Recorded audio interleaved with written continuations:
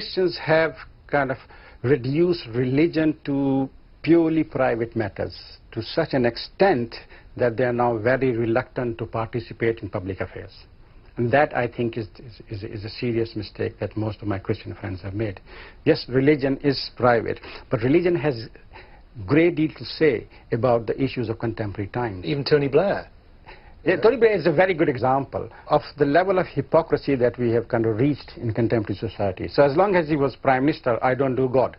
So he existed in a kind of strange, truncated self, you know. He could not openly say that this is my, you know, moral position. This is my... For fear of ridicule? Not just fear of ridicule, but fear of losing office. Had he articulated his position openly, we would have had much more open debate and discussion. And I think he would have felt much more comfortable, and it would have been possible to change his views.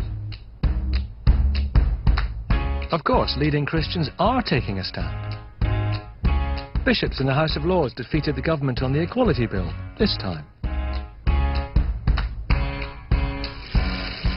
And a Catholic adoption agency has won a rethink on a decision forcing it to accept same-sex couples as parents. At local level too, Christians are making themselves heard.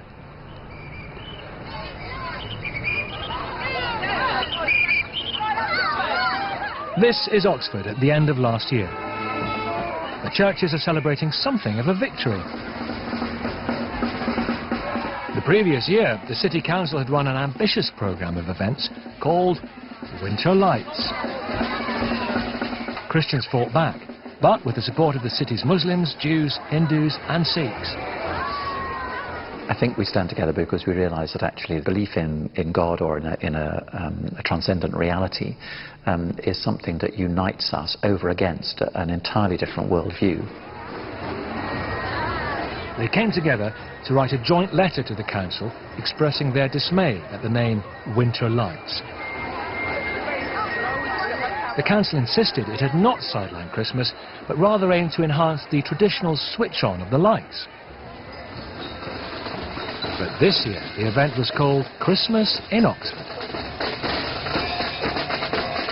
I think we were quietly pleased. I don't think I'd want to think in terms of success, failure, triumph or whatever, but actually, yes.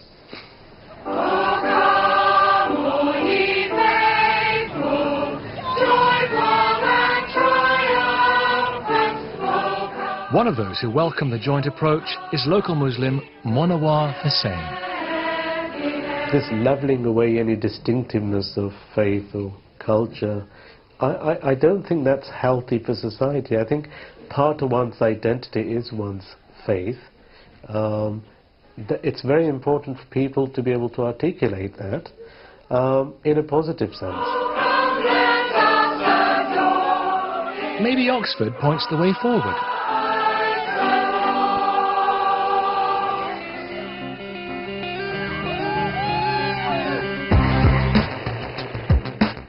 So, are Christians being persecuted? No, they're not being tortured or killed like Christians in Pakistan and the Sudan. But a minority believe they are being sidelined and victimised. By the standards of a liberal society, that can feel like persecution. And that may be a source of strength for Christians. In Rome 2,000 years ago, the Christian faith grew in the face of persecution.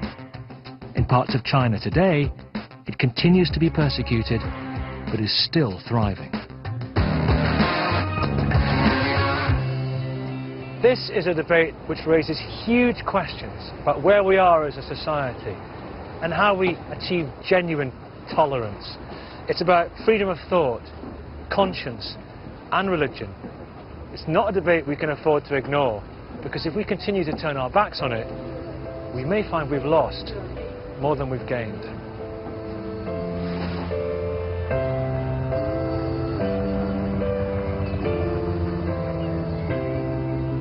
We never went to church, just get on with work, and sometimes things all hurt. But it's hit me since you left us, and it's so hard not to search